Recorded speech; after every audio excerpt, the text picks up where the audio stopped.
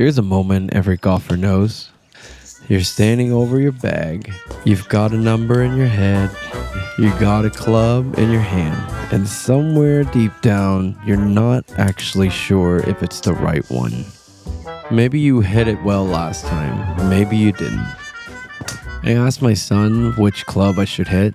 What do you think, buddy? What do you think I should do here? There's 285 yards left. We just have a 5-7 and a 2-7. Honestly, his answer was probably better than most of the stuff I found on the internet.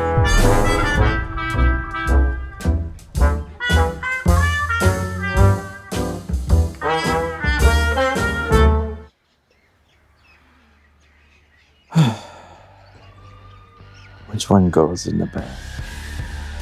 So here's the thing about golf equipment advice. It's everywhere and it all sounds right. Okay. YouTube will tell you exactly what clubs you need. 6 different ways. None of them agree. Oh, the QI is so good. One guy says carry 3 wedges. Next video says 4. Third guy says it depends on your swing speed, but he's sponsored by the company he's reviewing. So take that with a grain of salt. And you hear people say all the time, you should go get fitted. But the good ones are rare. The kind who'd rather you enjoy the game than make a sale. They'll turn you away before they upsell. And even a great fitting is a snapshot. 1 hour, 1 day. It doesn't know what you'll be working on next week. Hey, Bank, what's the distance? I've changed my wedges in the last 2 years more than I would like to admit. Just chasing different advice. That's not a gap in my bag, it's a gap in my decision making. And every golfer I talk to has the same feeling.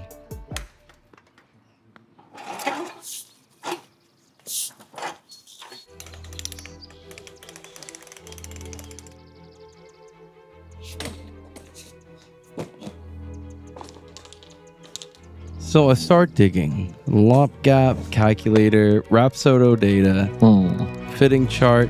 Numbers almost match, but not quite.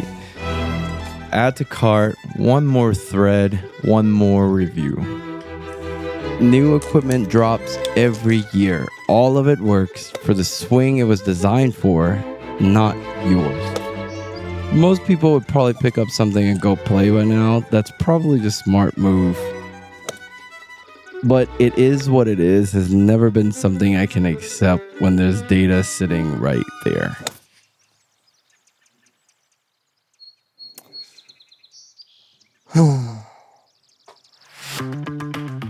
So I stopped, asked a different question. What am I actually looking for? Someone who understood the feel, the science, the opinions, the real stories from golfers who'd made the mistakes that I was about to make. That stuff exists. It's just scattered. Forums, studies, podcasts, fittings, conversation with pros. Nobody has it all in one place. And then I had this idea, what if I build it? Not because I don't have options. I have a great fitter at my local golf store that's trustworthy, but most golfers don't. And even the ones who do can't carry their fitters with them at 11 p.m. or in the middle of the day or just about any time you want. Such a good shot. Oh, 7 wood, QI 35. Man, maybe it's a club. And as I mentioned in my last video, I'm making a golf app. And so I decided to connect this to it. The fitting studies, the forum threads, launch monitors, field-based opinions, you name it. The stories of guys who switched shafts and couldn't explain why it changed their game. But it did. And here's why it matters. Your swing has a pattern, not a handicap. A pattern.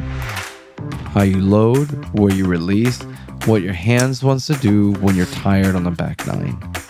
Most clubs aren't built for your pattern. They're built for an average, and averages don't exist. Then there's your launch, how the ball comes off the face. Too low, you're fighting wind. Too high, you're losing 30 yards into a breeze. Not enough spin, you roll off the greens. Too much, you spin back off the front.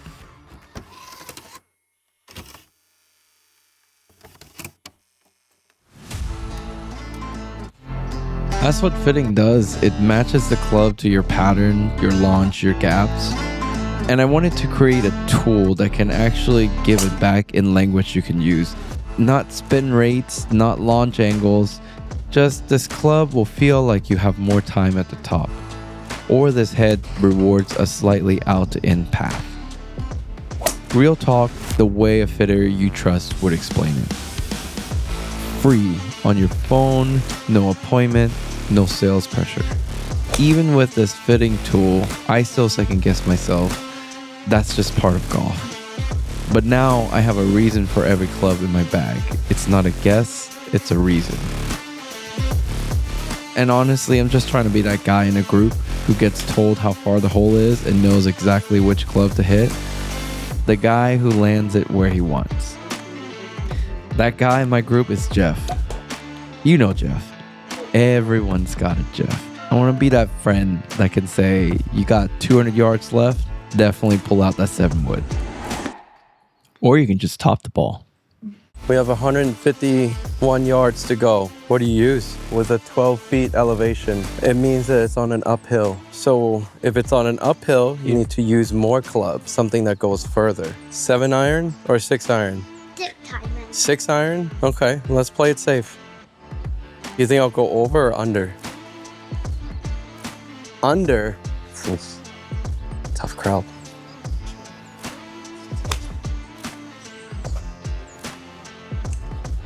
Buddy, you know what? Why don't I just take you to the golf course and you pick a club every time?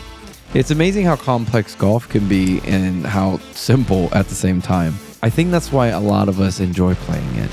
It gives you something no matter who you are. For data nerds like me, it's a 6,000 RPM 7-iron that might still be too low for the stinking firm greens around here. Oh, that's good. So my 60-degree wedge is my chipping club, and my default is a high, soft landing shot that I had to learn for that specific reason. Or is my coworker Eli, who'd rather hang with the boys, play loud, terrible music, and just be one of the boys.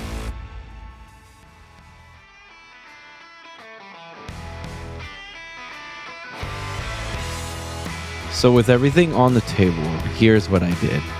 I let the AI do the heavy lifting because the thing I couldn't stand about every generic ball fitter or club selector on a brand's website, it's all backed by handicap, and forgiveness is impossible to quantify. But golf isn't defined by some index or how many rounds you play.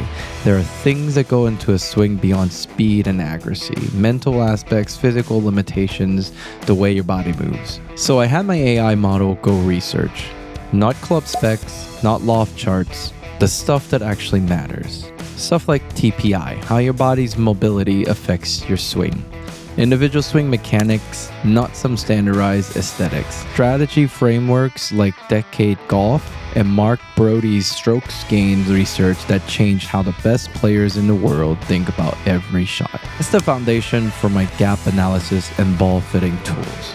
Not handicap, forgiveness, your swing, your body, your tendencies. I've since switched from the Pro V1X to a Bridgestone Tour BX. Because if we're still boxing everyone into the standardized way of doing things, the world's #1 would be the poster child for the worst swing in golf. And we don't even have to get into Scotty's feet to get that title. For those of you that made it this far, thank you so much for watching. I really have been enjoying making these cinematic golf videos. And for the golf app, I actually had this crazy idea for a while. And at first, this app was built with coaches in mind, where the end goal was going to give coaches opportunity to do remote coaching with AI analysis and also launch monitors data coming through to see the full picture. But as I was building the player side, it turned into something completely different. And I had this idea with the hybrid model. What if the players shaped the app?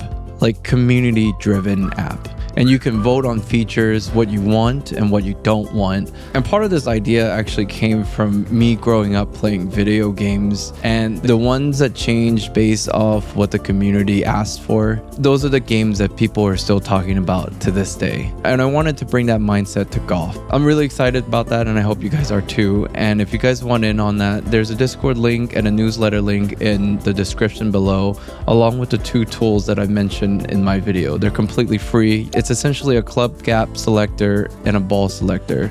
There's also a link with the roadmap, and you can actually find where to vote for features, suggest features. And again, I really appreciate you guys watching this video and my past videos. And please leave a comment. I've been really enjoying answering most of you guys. Again, thanks for watching, guys, and I'll see you guys next time.